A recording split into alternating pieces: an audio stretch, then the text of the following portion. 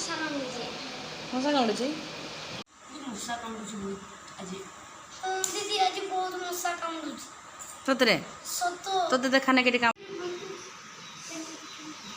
ସତରେ ମଶା କାମୁଡୁଛି ଦେଖୁନ ମୋର ବି କାମୁଡ଼ିକିନା ଫଳେଇ ଦେଇଛି ଏଗା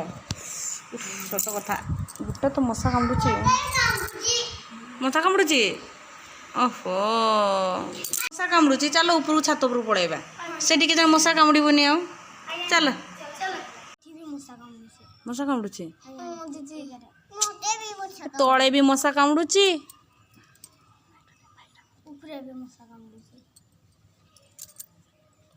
ବିଶ୍ୱଜିତ ଏଠି ବି ମଶା କାମୁଡୁଛି ତୋର ହାତରେ ହିଁ ଖାଲି ମଶା ଖାଉଛି ହଁ ପରା ଚିହ୍ନ କରିଦେଲା କିସ କରିବା ତାହେଲେ ତଳେ ବି ତ ମଶା କାମୁଡ଼ିଲା ଏଠି ବି ମଶା କାମୁଡ଼ିଲା ମଶାଟା ତାହେଲେ କିସ କରିବା ମଶା କେମିତି କାମୁଡ଼ିବନି ମଶା ଧୂପ ଲଗେଇଦେବା କ୍ୟାଣ୍ଡେଲ ଗୁଡ଼ା ଆଣବା ସବୁଠୁ ଭଲ ଉପଚାର କ'ଣ ଜାଣିଛ ବର୍ଷା ଦିନେ ମଶା କାହିଁକି ହୁଏ ଜାଣିଛ ନା ମଶା ସ୍ଥିର ପାଣିରେ ହିଁ ହୁଏ ବେଶୀ ଦିନ ଗୋଟେ ଜାଗାରେ ପାଣିଟା ରହିଗଲେ ସେଇଠୁ ହିଁ ମଶା ମାନେ ସୃଷ୍ଟି ହୁଅନ୍ତି ହେଲା ତେଣିକି ମଶା ଯେ ଭାବିବା ଯେ ଆମେ ଅପରିଷ୍କାର ଅଛି ସେଥିପାଇଁ ଇଏ ହେଉଛି ହଁ ପାଣି ଫାଣି ସବୁ ଜମା ହେଇକି ରହିଥିବ ହେଲା ବର୍ଷା ଦିନେ କେଡ଼ି କେଡ଼ି ପାଣି ଜମା ହେଇକି ରହିଲେ ମଶା ହେବ ଜାଣିଛ ଟାୟାର ଗୁଡ଼ା ଥିବ ସେଠି ପାଣି ସବୁ ଜମିଯିବ ଗୋଟେ ଯେକୌଣସି ବାଲ୍ଟି ଫାଲ୍ଟିରେ ହେଲା ସେଟା ଡ୍ରେନେଜ୍ ଯେଠି ହେବନି ସେଇଠି ହିଁ ମଶା ସୃଷ୍ଟି ହେବ ଦେଖିବ କେମିତି ମଶା ସୃଷ୍ଟି ହୁଏ ଚାଲ ମୁଁ ତୁମକୁ ଦେଖାଉଛି ସେ ସବୁ ସଫା କଲେ ଯାଇକି ଆଜି ଏଇଠି ମଶା କାମୁଡ଼ିବନି ନହେଲେ ମଶା କାମୁଡ଼ିବ ତୁମମାନଙ୍କୁ ଏଇଟା ସ୍ଥିର ପାଣିଟା ହେଲା ଏଇଠି ଦେଖିବ ତା ଭିତରକୁ ଦେଖିବ ଏଠି ମଶା ଥିବେ ଦେଖ ମଶା ଅଛନ୍ତି ନା ଜାଣିପାରିଲ ଛୋଟ ଛୋଟ ଦେଖିବ ଏଠି ମଶା ଆସିବେ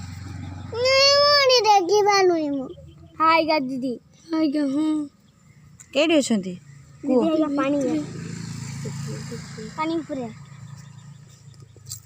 এইটি হি এই স্থির পানিটা এইটি হি মশা এটা পানিটা পকাই দিও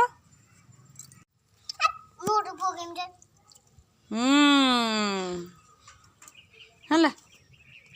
ସଫା କରିଦେଲ ଆଉ ଏଇଟା ସଫା ହେଇଗଲା ବାସ୍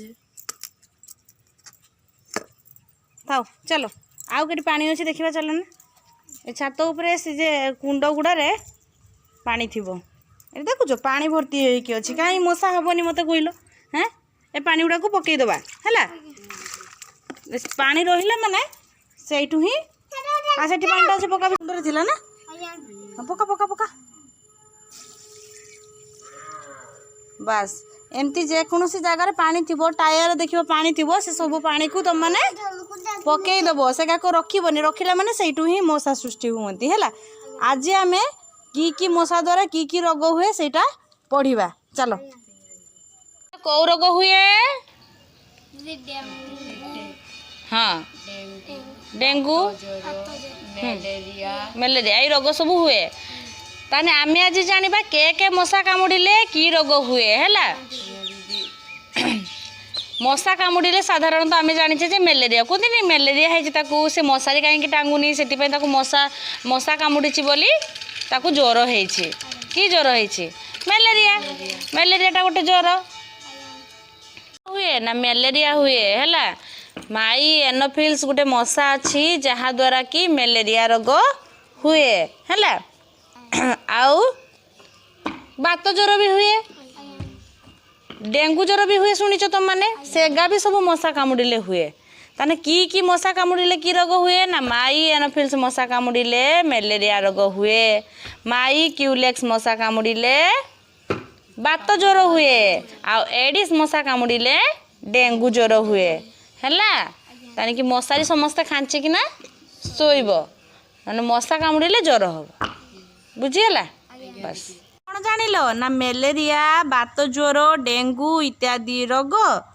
କାହା ଦ୍ୱାରା ବ୍ୟାପିଥାଏ ନା ମଶା ଦ୍ୱାରା ହିଁ ବ୍ୟାପିଥାଏ ମଶା ରୋଗୀର ଦେହରୁ ରକ୍ତ ଶୋଷି ସୁସ୍ଥ ଲୋକକୁ କାମୁଡ଼ିଲେ ସୁସ୍ଥ ଲୋକର ଶରୀରକୁ ରୋଗ ଜୀବାଣୁ ପ୍ରବେଶ କରେ ତାହେଲେ ଗୋଟେ ଯାହାକୁ ରୋଗ ହେଇଥିବ ତା ପାଖରୁ କାମୁଡ଼ିଲା ଆଉ ଜଣେ ଯାଇକି ସୁସ୍ଥ ଲୋକ ଦେହରେ ବି କାମୁଡ଼ିଲା ତେଣିକି ରୋଗଟା ସେ କେଠୁ ଆଣିଲା ଜଣେ ଅସୁସ୍ଥ ଲୋକ ପାଖରୁ ଆଣିଲା ଦେଇକି ସୁସ୍ଥ ଲୋକକୁ କାମୁଡ଼ିଲା ତେଣୁ ଜଣଙ୍କ ପାଖରୁ ଜଣକୁ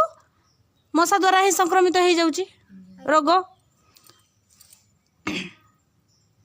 ଫଳରେ ବ୍ୟକ୍ତି ଜଣକ କ'ଣ ହୁଅନ୍ତି ନା ରୋଗରେ ପୀଡ଼ିତ ହେଇଥାନ୍ତି। ମାଛି ରୋଗୀର ଝାଡ଼ା ବାନ୍ତିରେ ବସି ଆମ ଖାଦ୍ୟରେ ବସିଥାଏ। ମାଛି କିସ କରେ ନା